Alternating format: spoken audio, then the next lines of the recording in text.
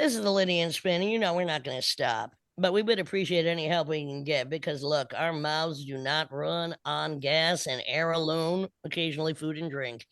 So if you wouldn't mind contributing, no contribution, too large or too small, because we're just going to keep going, whether or not you help us out. Your gain, your loss. The PayPal is paypal.me/TSD1975. That's paypal.me/TSD1975. It would help. We're going to keep going. We don't like to beg, and certainly we're not, but actually, it's a fucking command. Take it or leave it. Thank you. This is the Lydian Spin.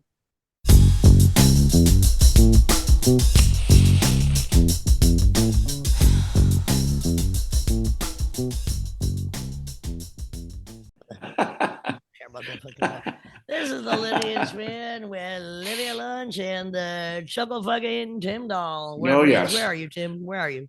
I'm in the Munich area right now. I'm in the Brooklyn area right now. Yes, I guess it's gotten a little chilly tonight, but it was a beautiful day here, and I don't know. You're looking kind of fresh for it being almost. Well, I have to be honest. So I'm doing this tour right now with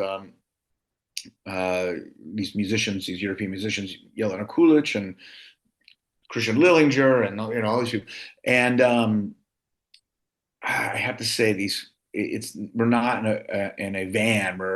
We're taking trains everywhere, and these German trains are always delayed. And so basically, just to used to be. They never used to be. Welcome to just what we're seeing. The United States seeing everywhere is basically. You're lucky not flying because that's. Well, that's a whole other thing, but the classic thing is get any kind of public run institution, destroy it, or somehow infiltrate it, make sure it doesn't work that well. Oh, it's so bad. We need to hand this off to some private company, and of course, it gets worse, and they charge more. So that's basically what's happening. I mean, the automobile industry. At least there are trains in Europe. Hello.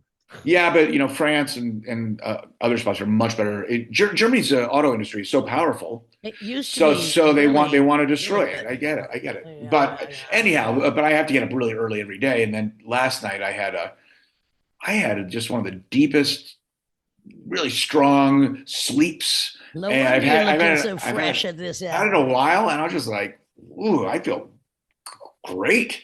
So you like your sleep, and you do it well when you can get it in. Well, yes. So anyway, here we are. I'm in Afghanistan. You're in Munich. Yes, and it's becoming more ridiculous every day here. Just absolutely outrageous. Oh yeah, well that's we can go into the politics. If I did, Tim, AI, I'd actually, if Kevin Shea was in town, I'd get him to do it. After Trump or whoever does his bullshit did a fucking AI of dumping shit on the No Kings protester. Yeah. I'm waiting for Gavin Newsom to come out with him doing an AI of Trump just blowing shit out of his fucking mouth, because that's what he does every fucking minute he opens. Well, it's funny about you say this because quote unquote shit is in the news because you sent me an article that's pretty insane. Well, the guy's name's insane. Mark Redwine. Mark Redwine. He's got convicted of 47 years in prison. I don't know why it took so long why this trial happened, because I've read 3 articles on it. It doesn't tell me why. But this happened back in 2012. Right. And, his son Dylan was home for Thanksgiving, or I don't know. Or no, it was during Thanksgiving. And he coming soon. He found these compromising fetish photos of his dad. Of his dad eating doo-doo. Well, hold on. The lighter ones are just dad in women's underwear. But of course the one that stands out is that there's photos of him eating shit out of diapers, and in women's underwear. In women's underwear, and the thing is, it really doesn't get any lower than that. Well, I mean, and of course he ends up decapitating his son as a response. Right? Did he shit down his throat when he was done? I didn't get that part. Well, I've talked to Simon about this. I mean, we have mankind. This is even before the germ theory, before we even knew about that. Mankind, the top brains in the history of mankind, engineers, really have come up with pretty intricate plumbing systems and sewage systems to kind of get away from all that. Like, get rid of that. I don't want to be around that. So it might be one of the most transgressive fetishes. I would say it probably takes the shit cake. Yeah. Well, they might. What are they? Polaroids or I don't know. But it's weird. But there's been a couple of decapitations in the news lately, which I'm just like, that's a lot of work, cutting someone's head off. I mean, you don't just get out your steak knife and start sawing away like it's a fucking T-bone. I mean, it takes some heavy fucking work. Cutting through. I mean, sawing through wood, like a small piece of wood, it takes effort. So yeah, that's quite Tim, there are many things we are, but neither you nor I are a bit of a lumberjacker. Well, speaking of lumberjacks and the lumber industry, Eureka. Well, I'll bring back a nice cuddly animal story. I love one right about. Wait, before you go in, did you see the otter who jumped on the sea lion who jumped onto a surfboard in Santa Cruz recently? I did not see that. There's an aggressive sea lion who, like, if a surfer falls off the board, there is the sea lion right on it immediately. Like, and they're like, warning. Oh, right. Sea lion. Well, no, in Santa Cruz, like it was in our story last week. There was a guy that decapitated a sea lion that was like washed up. Decapitation. What the hell is up with? I'm telling you, there are a few people I wouldn't mind decapitating and shitting down their throat, or at least making an AI of it. Just saying. Well, the word was you always did give good head. Sorry. Thank you, Tim. Not that you're an expert in you're an expert in many of my talents, but we don't need to go that deep. Well, you know what? All right. Well, I'm going to tell this cuddly. We were talking about lumberjacks. Eureka, California is a big timber town, and the Sequoia Park Zoo there. A young wild black bear broke in and started communicating with the not incarcerated, the caged other black bears, and they were kind of like checking each other out and having a conversation. And then honey bear. Yeah, the other one just left. No one got hurt. It was all safe. But I don't know. Bears have an incredible sense of smell, so it fucking knew others were around, I guess. I have an incredible sense of scent because I, like you, Tim, always smell good. I mean, a polar bear will track. I have to fact check this, but I think my memories. I think they'll track a seal 60 miles. That their sense of their smells. I ain't putting on a wetsuit anytime soon because I'm just going to be prepared in case. Have you ever put on a wetsuit? Oh, yeah, shitting me. Of course not. Now, latex, of course. Come on now. Ooh, all right. Don't be silly. What about the crown jewels at the Louvre being amazing? Stolen? Oh, what a great robbery. I mean, there's pull up with a fucking truck with a crane, break the window, go in, smash, grab, drop a crown. And I mean, the thing is, how the fuck do they get away with that? I mean, they won't get away with that. There's no fucking way. I mean, look, it was a very good attempt at, Ocean's 11.5. I have no idea. Well, they did leave some evidence behind. They recovered the bikes, but the big question is kind of amazing. How are they going to sell this? How they would probably sell it is jewel by jewel is like, Well, there's one way, take it apart. These millions of dollars, but there's another theory we're going to see is that they're going to, they have something like $30 million worth of jewels. They might want to do a ransom and say, "Give me $5 million." And that's not going to work. That's not gonna work. But I thought that was pretty fucking bold, and it took them like under 7 minutes. Well, if it was any longer. I mean, the crane was and come on. Well, what about? Did you hear about the tornado right outside of Paris, like outside of Charles de Gaulle a few days? No. What's going on in France? Yeah, Sarkozy's in jail. Not only is Paris in the news, but I'm very happy that on this Sunday I will be in the presence of Sebastian the Grappler Grappo, who does so much help for all of us on tour and who runs my Facebook. He's going to be in town. Sorry he won't be here, but he'll be here, and I'll be happy to see him. Cool, really cool. I'll be in Zurich I was try to match your thing, but I quickly realized that Zurich is hard to roll a tongue with. Sebastian Grappola. When he threw that drunken woman out of the dressing room one time like a potato sack, and I started calling him calling him El Grappo the Grappler. He didn't even know what a grappler was. I had to explain. I remember that. That was in I remember the city. That was in Utrecht. Was fucking amazing because we can only take so much. Look, we're very tolerant. We are probably two of the most tolerant people I know, but there comes a point you gotta cut them off at the fucking head. Nice. Just like a beach seal or whatever, or just like the son who catches you doing whatever. You know what I'm talking about. Anyway, right. I'm enjoying life because that is my rebellion, as it always is. Yours too, and that's all we got. We have to rebel with pleasure because it is more ridiculous every goddamn day. So good luck, mega stanners or anti-mega stanners. And let's just mention the No Kings. I mean, that was amazing. Millions, right? So many people, so many everywhere. When you saw the map of where it was, like divided the country kind of in half, and everything to the east of the middle of the country, every city had protest. And it's you have to be careful with like sort of like Hillary when she said deplorables. That backfired, and the White House going like the crowd was filled with Hamas. I don't know what the fuck he was talking about. Antifa, which they don't even know what it means. The same way they don't know what socialist or communist or Marxist means. But people have no. But even Trump fans arrest because people were not going to be arrested. Well, people tried to. There were some vigilante MAGAs that tried their shit. But the thing is, Trump fans, even some of the dumb ones that. Well, he's losing them by the day, but go ahead. Yeah, well, their family members are at those protests just statistically by those numbers alone.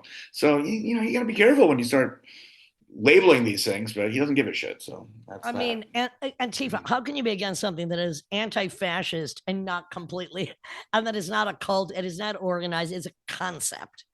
Idioso. Yes. Well, we have our guest Chris Connelly on this week, which was a pleasure just speaking to him I don't know, an hour ago or half an hour ago. Absolutely. Who will be playing with at Reggie's in Chicago on November 20th. When you and I take to the road. Exactly. Yes, we will. Anyway, Tim Dahl, have a great time finishing off your tour. I'll be speaking to you again soon. And as always, you will. Once and forever until I don't know when. This is and has been and will be the Lydian Spin with Lydia Lunch and that chuckling motherfucker Tim Dahl. Yes. Good night, Dahl. Good night. All right. Okay.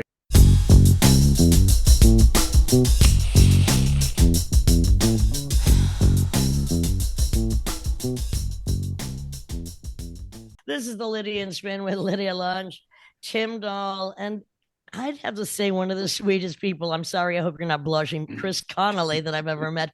Musician of so many different instruments, so many different solo albums and collaborations, and author, and hell of a nice guy. Hi, Chris Connelly. You are blushing. I knew I'd get you to do it. Hello, everyone. Welcome. Hello. So Chris, why don't you tell your story about the way we met? Because I think it's a very interesting little story. And if you don't remember, I certainly do. Oh no, I remember all right. So to backtrack, before I met Lydia, and I was in the band The Revolting Cocks, and we were in the studio recording one of our records, and I was working at the time with Frankie Nardiello at the Wax Tracks record shop. Yeah, at the Wax Tracks record shop. And that day I went to the studio straight after work, and I just bought Lydia's new album. And it was had a black and white cover. I can't remember what it was called. Conspiracy of Women, maybe. Okay, it had your name really big on it. It was a spoken word record. Yes, it was. And so I left work and went to the studio, which wasn't far away. It was about a 10-minute walk. And we were recording. Oh, yeah. our version of Olivia Newton-John's "Let's Get Physical," and you know, we were in the middle of recording it. I did vocals, whatever, and then I went home for the night, but I forgot the record, and Al Jurgensen found it, and sampled Lydia going "No Pain, Baby, No Gain." Took a without record list consulting without either consulting. the owner of the record or the producer and writer of the record. Yes. So Lydia was not pleased, and We didn't know each other yet. we didn't know each other yet, and you were in Chicago to do a spoken word performance, and you knew Frankie from Thrill Kill Cult, and I got a phone call at the store. We need to talk. And so talk we did, and as it happens, Jim Nash from Wax Tracks cut Lydia a check, and Well, let's hang on. You're forgetting a few details. okay. I knew it was just a blunder on your part. You bought the record, whatever, you forgot it there. I was never a big fan of Al Jorgensen. So I marched into Wax Tracks and demanded for whatever 3 seconds or not, because you can ask. If you ask, it might be yes, go ahead. But I was not happy that he took advantage of both of us. So I stood there, and I think also Thurwell Fetus was on Wax Tracks at the time. I'm not leaving here till I get a $1,000 check out of Al Jorgensen's pocket. I don't want it from you. And I'm just like, I'm not leaving. And he wrote the check. Lydia, was it Thurwell that put it on your radar? How did you? I don't know how it came to my knowledge that this had happened. I don't know either, actually. I don't know, but I heard tale of it. No, I don't think it was from Thurwell, because it happened and I was coming to Chicago immediately anyway. But as soon as Chris and I met, snuggle buddies. I mean, we were immediately like one of the sweetest people I've ever met. It was great. I thought that was a pretty interesting way to come together, and at the expense of somebody I wasn't particularly fond of, but you were working with anyway. What year was that? 1990. Okay. All right. So yeah, ministries at this point becoming pretty huge, and that's pretty bold. I mean, they were kind of always like had their little following, but they started becoming like much more. And this was a Revolting Cocks record. You were. Is that what it was? Okay, sorry. Yeah. But, I mean, my apologies. My apologies. Sorry. But Jurgen, Al's pretty big at this point. But anyhow, keep on going. Yes. Well, Ministry and the Revolting Cocks had interchangeable members. Right. You know, we were, when we were bored of Ministry, we'd do the Revolting Cocks. Ministry was the cash cow. Yeah. Anything that didn't make it onto a Ministry record would make it onto a Revolting Cocks record. You know. And before we go back to starting really with your history, because we want to know what all is, I have to ask this question. How did you not, or maybe you did, I don't know, never seemed to me as you did, fell into the same drug hole Al Jorgensen and various other people in that period, in that time, in that place did? I never. It was, I mean, I was around it, and it was so full on, and it was really ugly. Really ugly. Yeah, and I also wasn't. I mean, I'm cheap. I didn't want to spend the money. I would rather. Such a good reason to not do drugs. What about Scottish roots? Did you see some stuff that you're like, I'm not going there? No.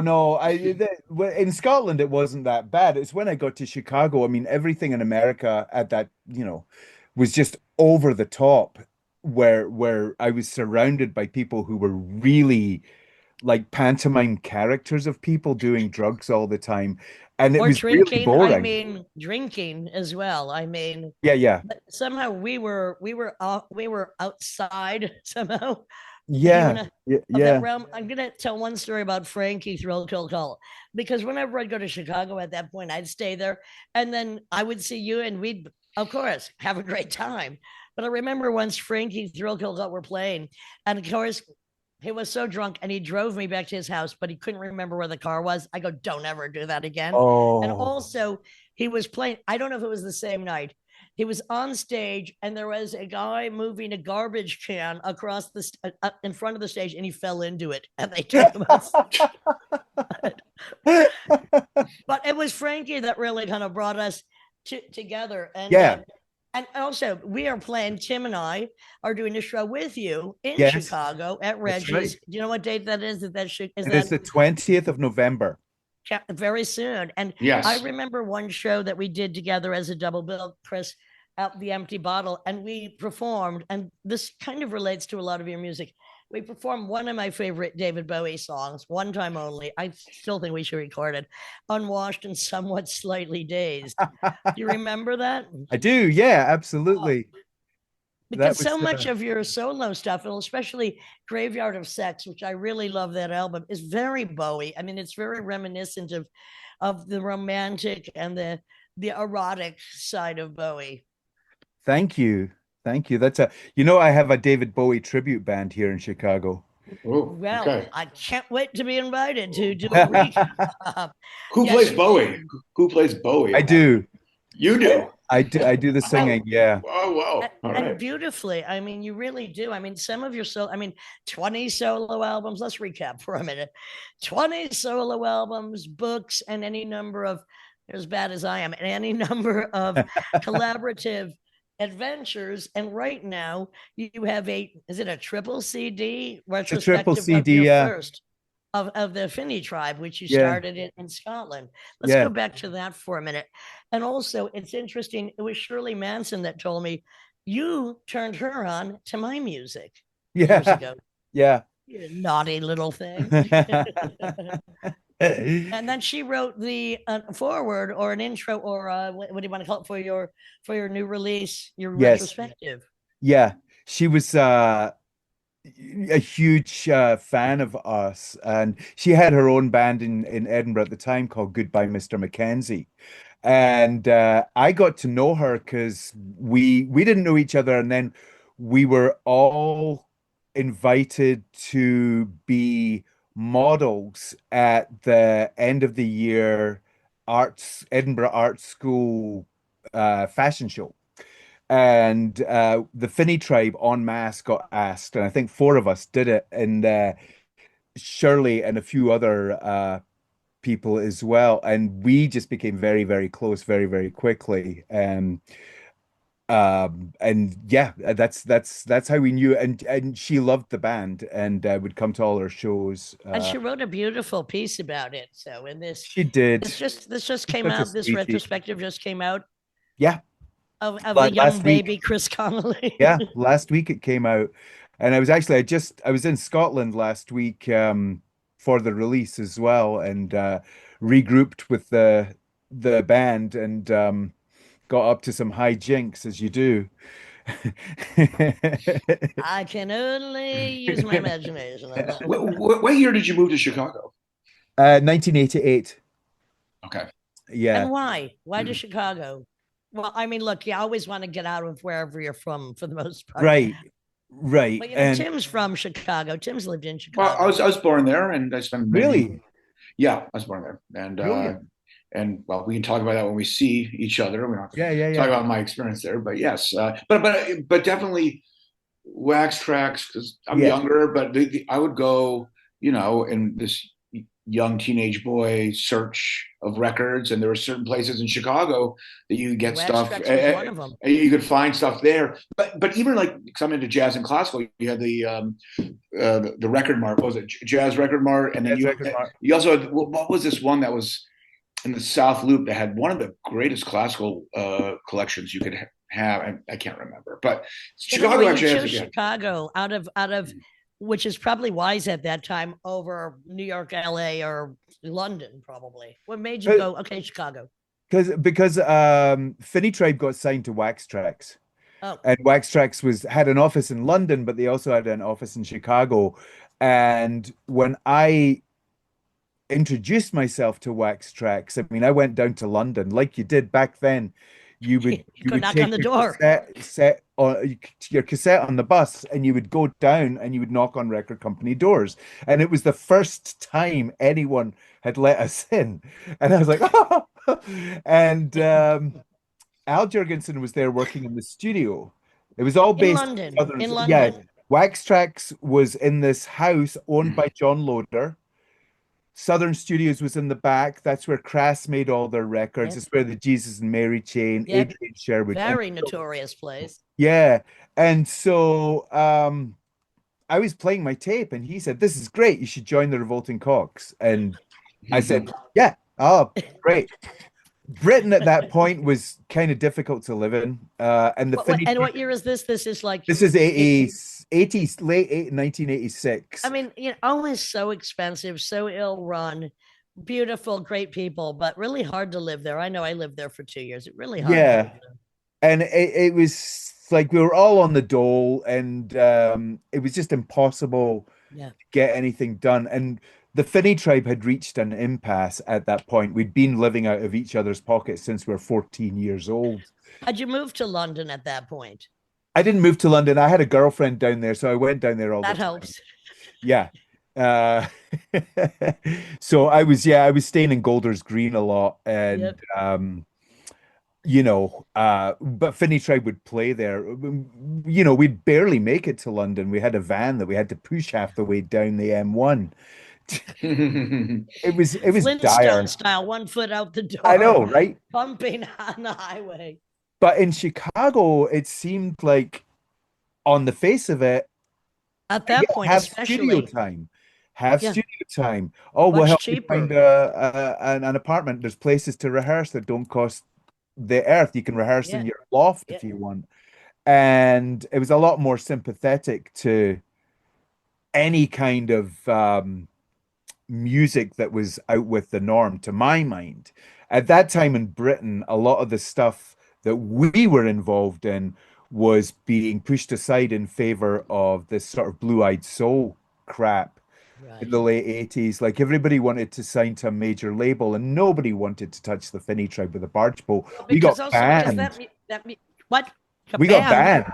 Yeah, because we set a huge fire. Wait a minute. You set a huge fire? We set a huge What'd fire. you do? Yeah. Have you ever heard of the Bo Gamelin Ensemble?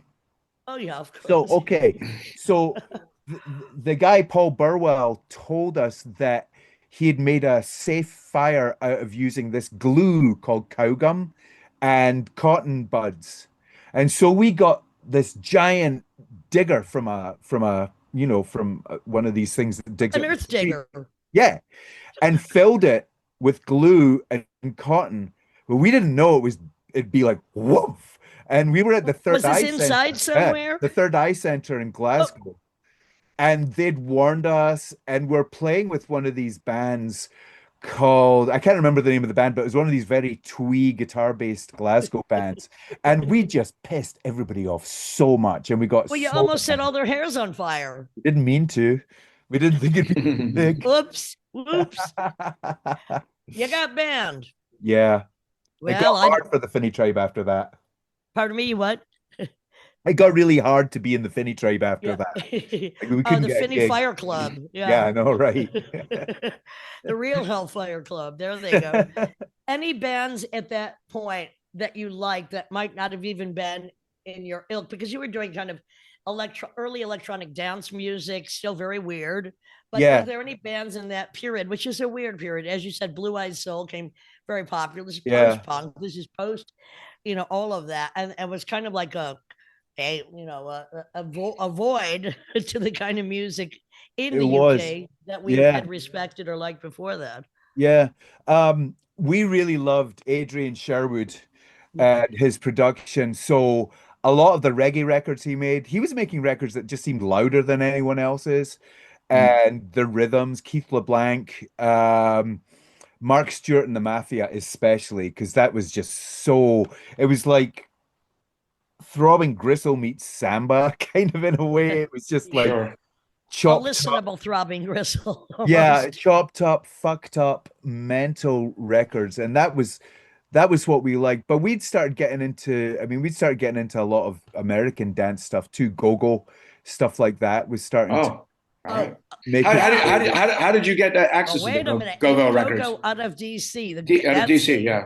John Peel. John Peel was playing that? Okay, that makes sense. Yeah. All right.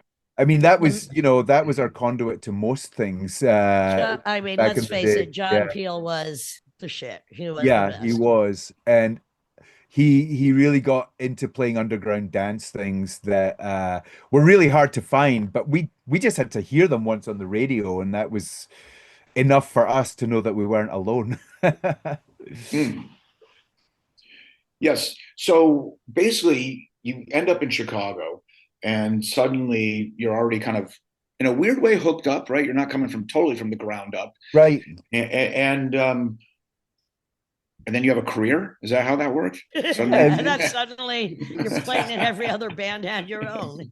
Yeah, I mean, suddenly I was on tour playing gigs that, I mean, you know, the last Fini Tribe gig we played was at the Greenwich Tunnel Club, and there was two people there, okay? Where And was that? Where's that gig? Greenwich, it's right outside of London. It's where Oh, Greenwich Mean Time is. well, that's enough to tell you enough of that. I know, and you know, we'd worked so hard and it was just soul destroying. And I went to Chicago and all of a sudden we're playing in small clubs, but they were packed. Yeah. And it was really With Fini Tribe or with everybody else with that you were playing with also? that was the Revolting Yeah, Cocks. and suddenly it's packed. Yeah, suddenly it's packed, and you know, suddenly you were actually putting some money in your pocket at the end of the night, which was unheard of in the Yeah. UK. And it's weird right. shit and people are getting it. Yeah, yeah. It's So hard, it's weird, it's revolting, yeah, it's cockish, and and people like it. it, to me, it was very cutting edge at the time, Yeah. and that's why I wanted to join. You know, Yeah. So, all right. So you enter Chicago. You suddenly have this radically different weather. You have, but as you said, like Chicago's really, it's pretty. I mean, compared to New York, compared to the other cities, it's the third biggest Especially city. then, yeah. It's extremely affordable. yeah. There's also a lot of avant-garde coming out of Chicago. You got a big, wide range. Did you ever like the? I mean, when I say house music, the original stuff, the black music from the South Side, not the Euro house. Were you into all this stuff in Chicago? I liked it pretty well, and I was really excited when I got here because it was the home of house and it just started to break in the UK. Um, and more than that, a lot of it was being recorded at the studio where we recorded at. So I knew a lot of these people. They were just there working 9 to 5 every day making house music. And And that's just so important that you have some sort of community other than yeah, being feeling so outside of yeah, everything. yeah. And I still know a few of them, you know, they're still around. And but it was very at odds with what we were doing musically. Sure. We cross paths in the halls, and they would hang out with us and stuff like that, but we knew we were different from them. It didn't matter. um It's the but same way that I like, dark, deep South Texan rap music, which you would think has no relation to me, but has a lot of relation, even though it's not reflected in my music. It's like, sometimes what turns you on is not what you turn out. exactly, That's a good exactly. one. But the you mentioned the avant-garde, and to Yeah. to me that was, there was a symptom of having so much empty space in Chicago, like lofts. People were Yeah. could afford to be experimental. And to be honest, it's still going on. There's still Yeah. great jazz happening here, like very experimental music. Yeah. And a lot of these guys who I first knew when I came here are now, they have huge gray beards. They're still doing it. They're Well, what about Oh penniless, No? I but mean, one they're, of my favorite weird Chicago groups. Oh No. oh I yeah, mean, there's I love those guys. yeah, They're so wonderfully weird and still going. yeah, Uh, yeah, yeah, for yeah. That was one some of the for first bands some I heard. for some reason, one of them always gets down on his knees and starts to worship my thighs, which I think is every man should do. I'm just saying. I'm like, thank you for letting me be myself again. So not to be too geeky here, but when you're in these studios in Chicago, what do they look like? I mean, what you're using samplers? You're using what was the equipment kind of at the time? Like these lo-fi samplers, drum machines. Yeah, yeah, yeah. Yeah, we used the Akai S900. Sure. That's which at the time was very cutting edge. There was also we had a Fairlight, which I You never actually had you had access to a Fairlight because that was did. not fucking cheap at all. No, so Al had signed to Warner Brothers. He'd bought a Fairlight with the advance.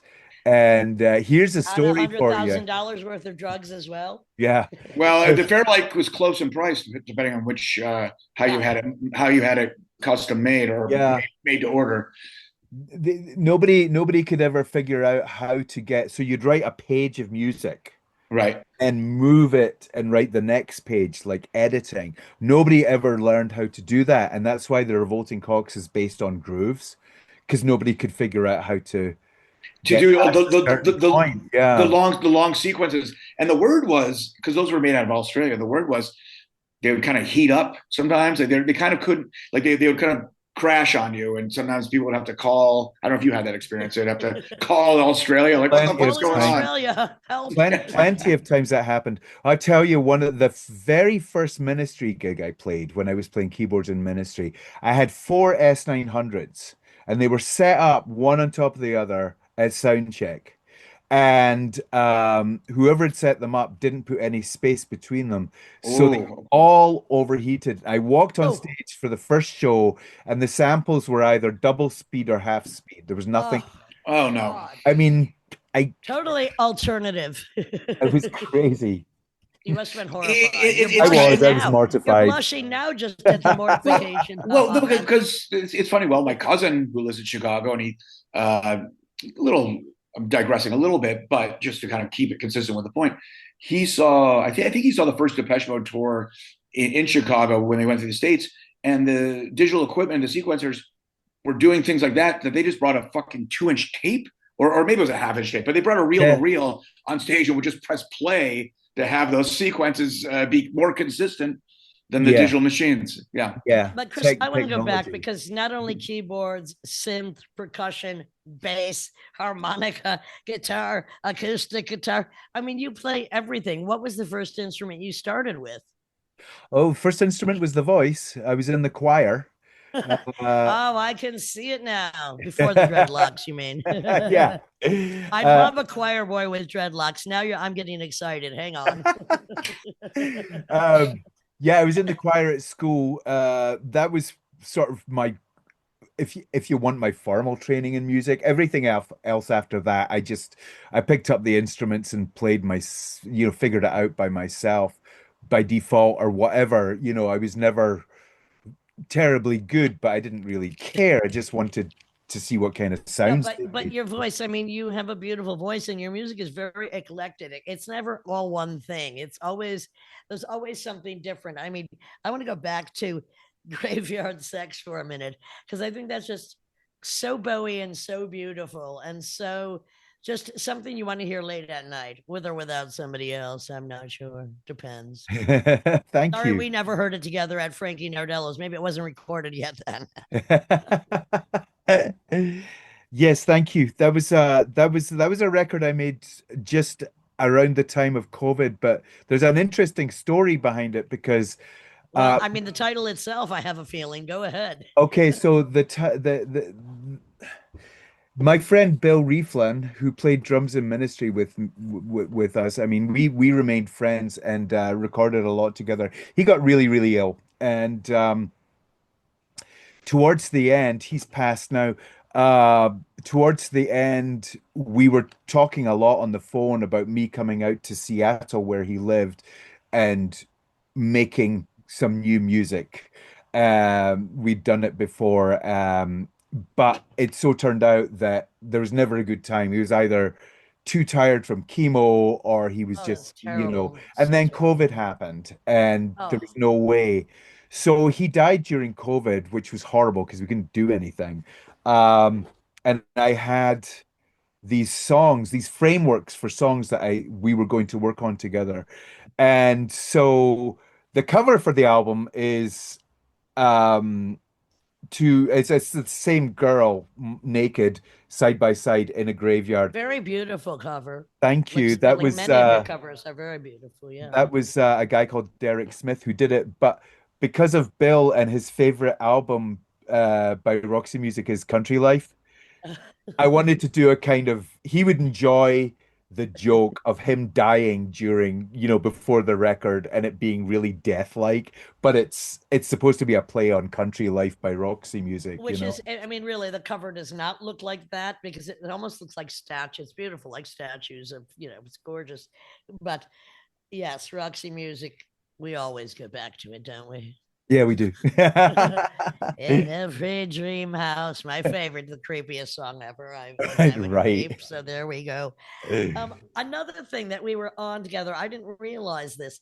I think it was we were both on Welcome to Our Nightmare, a tribute to Ellis Cooper. Oh, I God, I'd did forgotten Black about that. Juju, which I had done for years, and you did Desperado, another one of my huge Ellis Cooper fan until Me a too. billion dollar baby. So then and backward, love Ellis Cooper. Yeah, me too. Yeah, and that was one of my first loves as well. Mine too. I Yeah. So mean, you're into glam basically. You're into Yeah, yeah. yeah. of course. Before punk hit, Of course, we were listening to shit because we were a little bit older. Come on. yeah, we were listening to Roxy, the Roxy. Sweet, Yeah. Cockney Rebel, Yes. David Yeah. Bowie. Yeah. Yeah. And it was the only music that was hard hitting at that time. I mean, the other stuff, the prog stuff, just didn't interest me at all. You know what I go back to every few months, and it's such a beautiful fucking rendition, is Bowie doing 5 years live. I don't know if it's on the BBC, but it's just the live rendition of 5 years stuck on my mind. It's so beautiful. I just saw it like 2 days ago. Oh, I'll have to go wow. back to it. But I do think we still need to record Unwashed and Somewhat Somewhat Slightly slightly dazed. Yeah, we Dazed, should. which is just one of the most lyrically perverse, I think, anything. So besides your multi-talented instrumental life with so many different other people as well as yourself, you've written a few books, and I'm hoping you're going to bless us. I mean, you had a few books of your poetry and lyrics. Yeah. And then you also, when did Ed Royal come out? Your first like fiction book. Oh gosh. I hope you have a copy of that for me when we meet each other. I maybe do. I don't have it right here though. Well, if you don't, I'm gonna order one. It doesn't matter. But yeah, Ed Royal came out. That was, I was not doing music for a year or so. After my son was born, it just wasn't. After 20 albums and 25 collaborations, Yeah. maybe take a 1 year break and I took a break and I wrote it on my commute. Every morning I wrote it on the L train in Chicago. And then at the weekend I'd type it up. But it was kind of born out of a kind of homesickness because it's based in Edinburgh, and based in a time when I was, like the early 80s when I was young and in a band and stuff like that. And About is it something about a drug deal gone wrong? there's a drug deal that goes wrong, and there's a relationship, and there's a guy, the main character, who's I love the cover of the book. I mean, like the which is like a small, funky, frightening trailer. yeah, that was that cover Cover is was by beautiful. Andy, who did the Fini Tribe album cover as well. He Really, really evocative. Oh, he'll be pleased to hear Terrifying. I want that. to be in that trailer with you someday. We'll see who comes out. We'll both live. Don't worry about it. Well, Anyway, how rough? I mean, Glasgow is obviously notorious for maybe being rough and on certain nights and when the bars close, whatever. Would you say Edinburgh is? I don't perceive it as kind of as rough, but maybe I'm wrong. No, not really. And I mean, Glasgow's a very changed place since, my mother was born there. Uh, Yeah, it's a very changed place since, I mean, I remember going through there to see my grandparents in the 70s, and it was kind of mental. But back then in the 70s, everything looked like a Clockwork Orange yeah. in the UK. yeah, yeah. And there were I gangs mean, that would walk around, oh no, I mean, people. I mean, the violence in the UK is out can be really outrageous, and it comes in lumps and clumps. It comes like now there's a lot of violence, and it'll be under different auspices Yeah, throughout. And sometimes, I mean, like Ian White, who's the drummer of Gallon Drunk and Big Sexy Noise, he had his jaw broken. And then another time his arm broken, wearing a suit, standing at a bus stop, Clockwork Orange. And it's like, and I'm like, what the hell? That was so unpredictably insane. Not to mention one of the most horrific British acts of violence, the Chelsea smile, where you might be on a Oh, train and then you God. would slice your fucking mouth until you're like, ow. British violence can be Hello Clockwork Orange, all I'm saying, or even Tommy, Yeah, the yeah, yeah. movie. Yeah. Amazing. Why don't you read us some poems to lighten or knock the mood, Chris All Connelly? right, let's see. Okay. One of the sweetest people I've ever met, blushing throughout this podcast, which brings me much joy. I don't know All how right, I do let's it, see. but I do. What are This you is reading from, Chris? this is called this is from a Oh yeah. collection of poetry. The heart has to ache before it learns to beat, and this is a poem about Edinburgh. It's called Causeway Side, which is a little area of Edinburgh. Causeway Side is waiting there. It might as well be winter. Suffer sirens rakish everywhere. The mist boils over into cold. How many hearts? How many pieces? Buried stranger in the wrong way. On here we bide, taking our silence from Causeway Side. Let's take a gander at the place where the pathless cross the most, and I will try not to reflect them off me. And after I thought love was free, and it was scattered wild like beasts' hair on barbs, blown like stubborn clouds by wind from the shrouded headlands. It would be good to be lost, I thought as the white spirit spilled behind the gorse. It would mean it wouldn't matter, I thought as the last match didn't light my roll up. Causeway side, seen from above, such stems of beauty recoiled back from shifts found under silence. Je suis désolé as I try to revive you inside my coat. It's just the thought of Causeway side at 2 a.m., just a feeling or an omen, like the tang of the sub-zero in the air, whiskey and panic, cigarettes, remorse. We laughed as we scaled the graveyard wall, me and you, sentient in our special layers of night. Only we could live here. The roots of life reflected down in your spectacular eyes. Just a memory, but that memory. Like fucking on smack when you feel like you'll never come. Sword swallower running blind through a metal detector. This is paradise, danger, and disappointment. Meeting in the same place, the cloud-like ghosts of breasts hanging over the Firth of Forth. Truth spirals like gulls in the cold. Causeway side, too raw to cry. No gatherers of tales or yarns. No backtalk or whispers under breath. Just clenched on glass to make things feel vision clouded by moving fiercely, surrounded by some ancient volcanic ash. I can't help plundering the same memory, even if it's the only memory. So beautiful. And you were, I mean, what I love about your work, besides when it's out there, is I love the romantic nature of it, the erotic nature that occasionally creeps in. And Yeah. that's really beautiful. I really appreciate it. Who, when growing up, were you reading? Who influenced you in literature? Oh, that's a great question.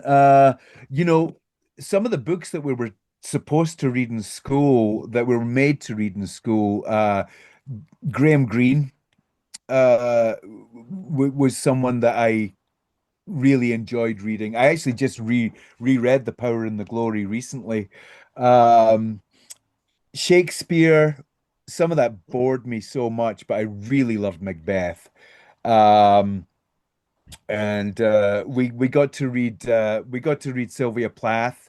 These were all That'll make you mandated. want to stick your own head in the Yeah. oven. These were all mandated. That's amazing that Sylvia Plath was a mandate. Yeah, yeah, That's pretty phenomenal. I yeah. mean, I mean, I had a really good English teacher for a couple of years, and he, I got him to read William Burroughs because I was reading that, and he was really appreciative because he had been reading, you know, stuff like Daphne du Maurier and said it was so safe and kind of boring but yeah. beautifully written. And Burroughs, you know, he read The Naked Lunch and he was really surprised. Well, and it was my English teacher that convinced me to walk out of the classroom and never come back because I refused to read John Steinbeck after reading Marquis de Sade and Hubert Selby and Henry Miller. It's like, you don't belong here. I'm like, nope, goodbye. I got shit to do.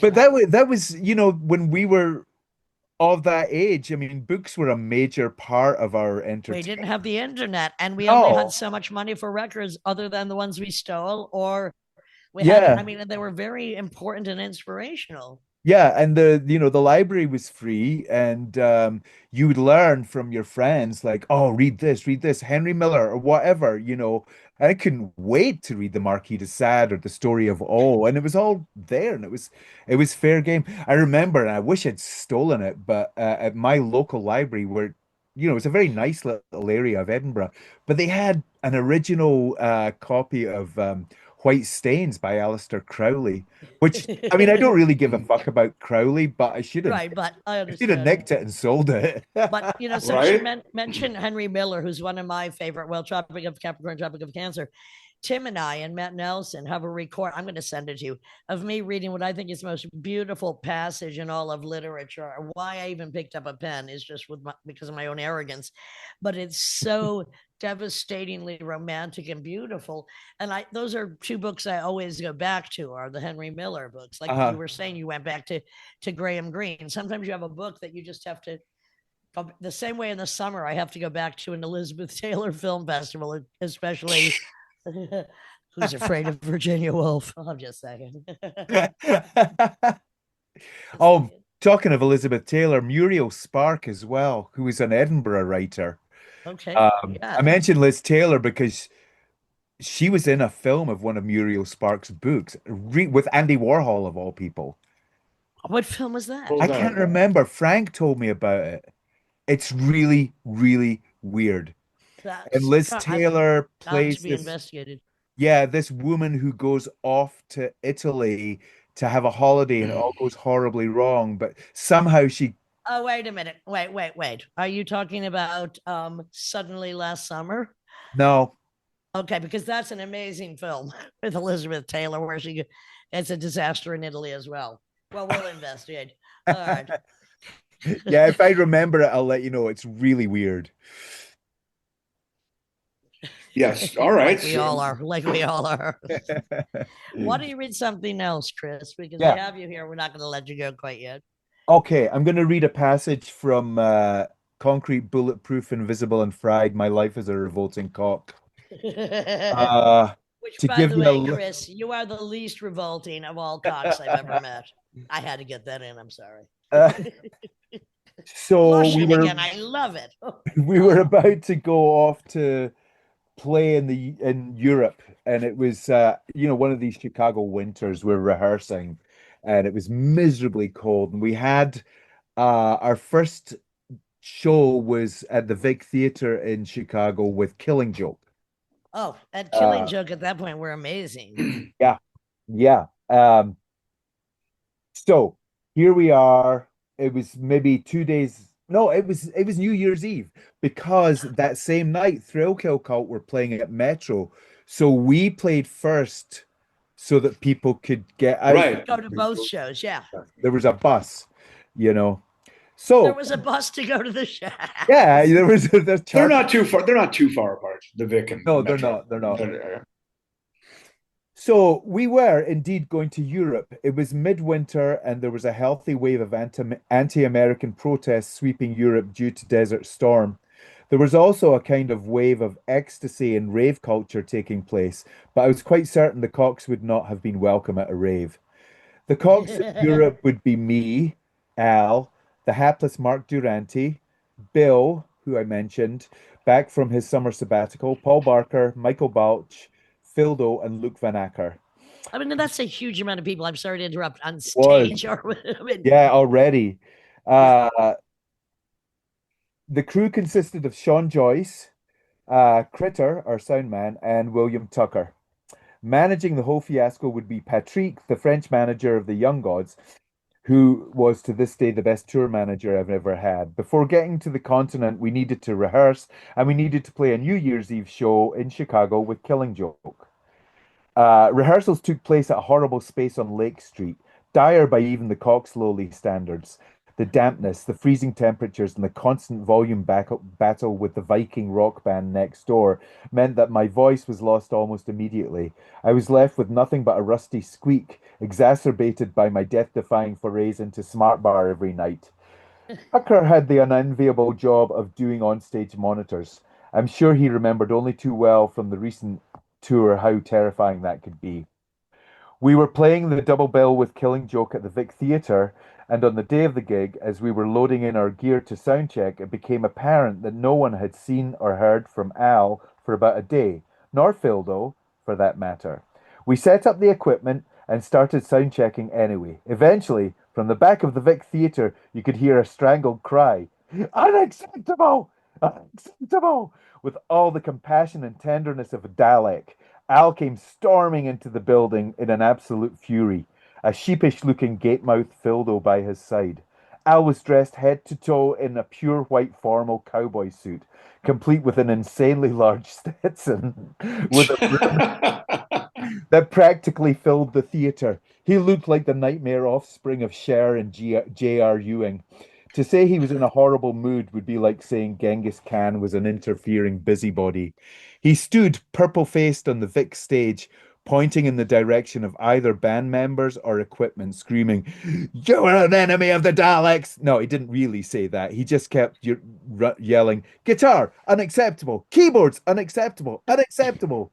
I really wanted to chime in quietly, "Stupid hat, unacceptable," but it was neither the time nor the place. Besides, I did not want him to notice I couldn't sing, hoping that Tucker and Critter could swamp what little voice I had left in some robotic disguise. It was apparent that Alan Fildo had been out on a long drug binge and that he simply was feeling unacceptable. Al was making Killing Joke play last, out of respect that they were deserving a top billing because of their sheer longevity and influence, especially on Al. Thrill Kill Cult were playing at the Metro at midnight, which was very close by, and Al wanted to make sure that no one left before the Cocks played. In the event, the crowd hemorrhaged out of the Vic almost as soon as Killing Joke hit the stage. Oops. If the sound check was the Great Fire of Chicago, the gig itself was Armageddon. Al being the six-headed beast. So, as you no doubt know by now, every inaugural gig we played sounded like a dog's breakfast. It's not like it would ever sound just a bit off and could be remedied with some fine tuning. It had to inspire biblical imagery on these pages. Tidal waves of white noise towered over the stage, breaking on the equipment and sending out white hot sprays and splinters of feedback. Just like that. My voice, of course, was not there, but that was not my fault. Even Paul looked a little nervous as Al screamed from the stage to where William stood at the side at the monitor board. William, greeny white with fear and nausea, could only shrug and make his hands flurry on top of the forest of knobs and buttons that made up the desk, lamely trying to give the impression that it was out of his control, which made Al scream even louder. "You're dead! You're fired! You're dead! You're fired!" He looked like the mythical Minotaur, a bull's head on Dwight Yoakam's body as he lunged across the stage and pulled William out in front of the capacity crowd, shaking him like a bad dog. From which book is that? That was wonderful because Concrete, Bulletproof, Invisible, and Fried, My Life as a Revolting Cock. because thank you for relating and retelling exactly what a nightmare it must have been. Oh, But you God. you held out and you continued with these Yeah, we left for tyrants. London the next day. Have you often lost your voice in performance? Not anymore. But back then, Exactly. all the time, yeah. I Uh, mean, you can't sing that music. And I was a heavy smoker at the time, and you you got to can't learn where sing. to let the voice out from. You can't let it out from the throat. You got to let it out from the belly button. Yeah, and I didn't know any of that stuff. And I No was, wonder you became a crooner. yeah, I know it was so much easier. Uh, yeah, so I mean, smoking, winter temperatures in Chicago, and screaming during rehearsals, are just like it just. And a sensitive young Scottish lad. The sweetest one I've ever met, but I haven't met many Scots, so I guess they're all like you. I'm sure they're not. The only other one I've met, I'm being facetious, was in a kilt, but I had to. So one thing I had to that find out what was under there. I'm just saying. with all the projects you work with, and with particular individuals you work with, the diplomacy that's required to be in a band, to tour, and interchange between these things is tremendous. And it gets so intimate when you're with, even if you have your own hotel rooms, you're still up close to people. And especially with somebody like Al Jorgensen, who's not the easiest person. Even when he's dead, he's going to be obstreperous. I mean, let's face it. Do you, I mean, are you just kind of naturally at ease, or do you kind of have to be conscious of just how to play it? I mean, maybe at this point in your life that doesn't really happen, but when people are just figuring it out for the first time, I mean, that's what I say about bands. Like when people harbor resentment and stuff, it's like, well, everyone's doing this for the first time when they're in their 20s and their 30s, and everyone's just new to all of this. Yeah. I mean, being And so, a Fini Tribe helped a lot because I learned how to be in a group. But now I wouldn't do it. I'm not Don't tolerate it. I don't, well, I don't have to, you know? I mean, I don't particularly want to, and I like collaborating. That's great, but I really, Absolutely. really enjoyed the fact that I can do it remotely from where I'm sitting right now. It's helped me a lot. And I've gotten a lot more insular as I've become older. I'm not that social. Um, and being in a band when you're young can be amazing. And then suddenly it's off the boil. And it just seems like, you know, I just want to stay home with my cats. Yeah, I love a cat. I've been very lucky having collaborated with so many people, and really, there's very few that have ever gotten to the point of complete annoyance, which is why Tim and I have worked together for many years and will continue in many different kinds of projects, because there are some people that know how to behave, that know Yeah, how to bring it to the table, that yeah. understand that this is, there's no reason to be throwing a tantrum. There's no reason to be screaming at somebody with a fucking white Stetson on from the stage. There's no reason to act like a fucking asshole. So, it's just, there's no reason. And, Yeah. of course, people who don't know me, they think I must be a beast, but I'm like, go ahead, Tim. What do you always say about me, which I love? What I I say can a be, few. Tim? Well, you definitely promote freedom, and you're actually, contrary to a lot of, I guess, people that don't know you, but you're an optimist. You're up doing stuff all day, as I'm a Dave chuckle Budden says. fucker. I'm a You're chuckle writing fucker. books. You're writing books. You're making music, and you I'm like to have a cooking good dinner. time. I'm a Yeah, all chuckle that fucker. stuff. All that stuff. I like working with chuckle fuckers. That's why I still love Chris Connelly, because he's a chuckle fucker. I mean, you got to work with people that understand there might be hardships, but there shouldn't be hardships within. I consider creation, a sacred space where only good things should come in and go out of. That's it. It's Yeah. like, Yeah. and the rest of the world can suck all at once. But when I'm working with somebody, I want it to be as enjoyable and as free as possible. Yeah. That's it. Yeah. Yeah. Well, let's Sometimes talk. that might mean working alone, but other times, like, Well, let's talk about some of the new music you've just made. Well, I'm sitting right beside it. oh, really? It's in liquid form as well. This It this has a this physical shape. How great. Musical now has a physical shape. I Bloody am amazing. for the past year I've been working solely with analog tapes. I got gifted reel to reel a year ago for my birthday. It's an old one, like from the 60s, and 2 inch, half inch, it's quarter inch. quarter inch. Okay. Yeah, and that set me off doing these experiments with loops and things like that. So the music I do now is all uh Music concrete. it is, yeah, it's exactly right. It's And music. and and, Much and, more experimental after and Yeah, your solo well, serenadings. no, but yeah, it's interesting because you're coming from, well, you worked with a Fairlight, and then of course you see all the digital stuff, rack mount stuff, and then Transmutation. Yeah. into the computer, and now you're going back to a razor blade and a Some, ruler, right? that's exactly what I'm doing. That's sometimes you have to go exactly backward to go forward. I believe that's true. And when I first started doing my own sort of noise at home when I was a kid, all I had was a reel-to-reel tape recorder that was in our house. And so I started fucking with it and I learned very quickly to make loops. And I kind of went, it wasn't a deliberate thing. I just got given the reel to reel and it was so fucked up and it doesn't run at the right speed. And so yeah, I got some a mo ring modulator and Cool. Fun. a couple of delays, and I just have I made Here the we go. Here we go.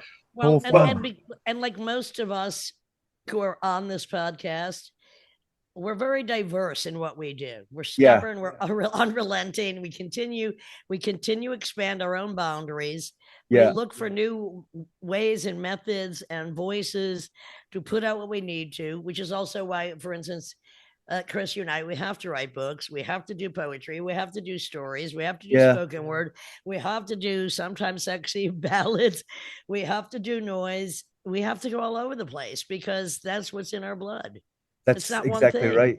Yeah, it's never one. Is there something about the process of doing music contract now that just it makes it slower, or maybe you're really fast with your fingers with the snips and taping, but it I need a haircut. Speaking about snips, it has to snip it this has to while you're slow. reeling to reeling.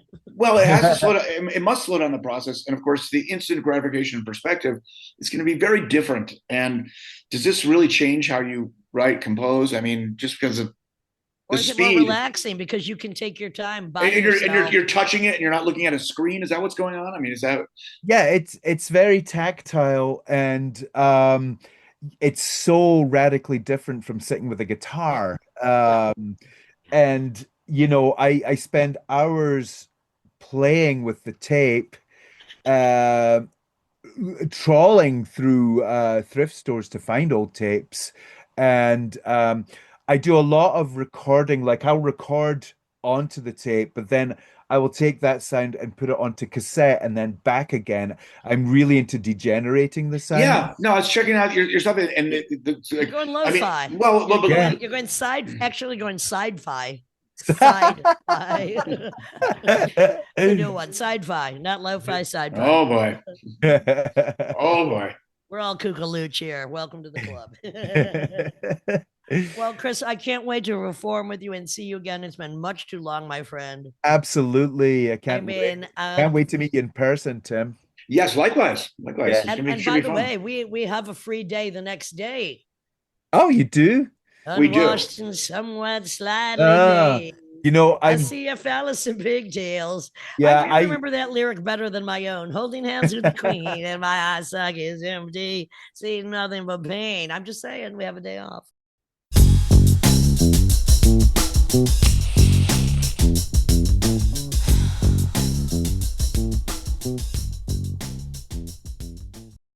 This is the Lydian spin, and you know we're not going to stop. But we would appreciate any help we can get because, look, our mouths do not run on gas and air alone, occasionally food and drink. So if you wouldn't mind contributing, no contribution, too large or too small, because we're just going to keep going, whether or not you help us out. Your gain, your loss. The PayPal is paypal.me/TSD1975. That's paypal.me/TSD1975. It would help. We're going to keep going. You know, we don't like to beg, and certainly we're not, but actually, it's a fucking command. Take it or leave it. Thank you. This is the Lydian Spin.